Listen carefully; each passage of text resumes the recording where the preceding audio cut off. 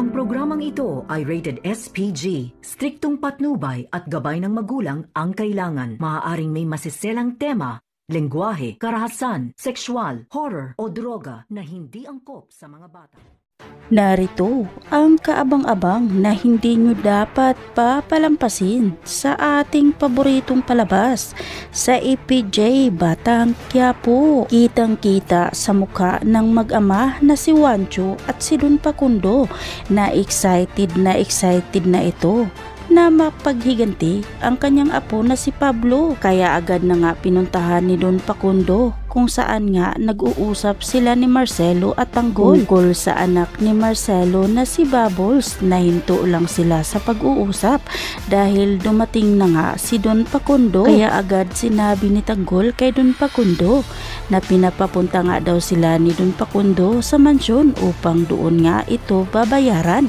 Ngunit galit ito si Don Facundo at iisa-isa niyang sinabi kay Tanggol na meron nga daw dapat pagbayaran si Tanggol sa araw na yun. Kaya agad binigay ni Juancho ang envelope na naglalaman sa litrato ng kanyang anak na si Pablo. At inumpisahan na nga ni Don Facundo sa pagtatanong si Tanggol habang tinitingnan ang mga litrato nito dahil karumal-dumal nga daw ang ginawa kay Pablo at pinukpok pa nga daw ang ulo nito.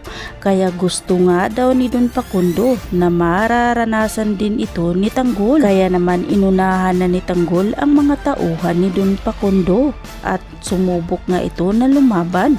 Ngunit wala nang magagawa si Tanggol dahil sa daming tao ni Don Facundo. Agad nga siyang pinatulog. Nang magising na nga siya, nagulat na lang siya na nasa labas at nakatali na ito sa kabayo, habang si Maduna naman na tumitingin kay Tanggol. Hindi niya maiiwasan na naaawa ito kay Tanggol. Ngunit sinabi ni Marcelo kay Maduna na wag na lang daw ito makialam dahil alam niya na hindi titigil si Don Facundo hanggat hindi mararanasan ni Tanggol ang sakit na nararamdaman sa apo ni Don Facundo. Kaya naman wala nang nagawa si Maduna kundi tumahimik na lang ito, habang si Catherine naman ay humanap na ng paraan upang makatakas sa kwarto kung saan ikinulong ito ni David. Kaya nang malaman na ni David na nawala na pala si Catherine sa kwarto, agad nga niya itong kinausap ang kanyang papa na si Ramon. Bago pa man daw makapaghanda ang mga kabalyero ay mas mabuting uunahan nila ito. Kaya malaki naman ang sagupaan ng Montenegro at kabalyero, habang nagsasaya naman sila Don Facundo sa pagparusa kay Tanggol. Matapos ang pagparusa kay Tanggol sa kabayo,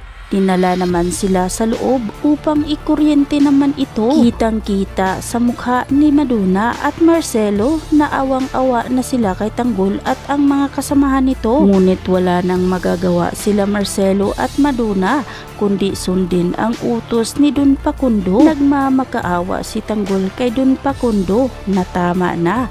Ngunit lumapit ito si Don Facundo kay Tanggol at sinabi niya ito bakit nga daw ginawa ni Tanggol ang pagtapos sa kanyang apo na inosente naman daw ito. Kaya dito na rin sinabi ni Tanggol kay Don Facundo na inosente naman daw ang babaeng ginahasa ni Pablo na si Bubbles. Pero bakit pa daw ito binalikan at tinapos ng kanyang apo na si Pablo? Kaya sa galit ni Don Facundo na sinasagot-sagot ito ni Tanggol, agad nga niyang inutos kina Marcelo at Maduna na tapusin na raw si Tanggol. Ngunit laking gulat na lang ni Don Facundo nang tutukan na siya ng baril nila Marcelo at Maduna dahil galit nga si Marcelo sa kanyang apo na si Pablo. Kaya sa wakas ay may pagiganti na rin ni Marcelo ang kanyang anak na si Bubbles. At sa huli ay tutulungan ni Marcelo at Maduna sila Tanggol na makatakas. Kaya naman mga kaibigan, aabangan natin ang mga kaabang-abang na teleserye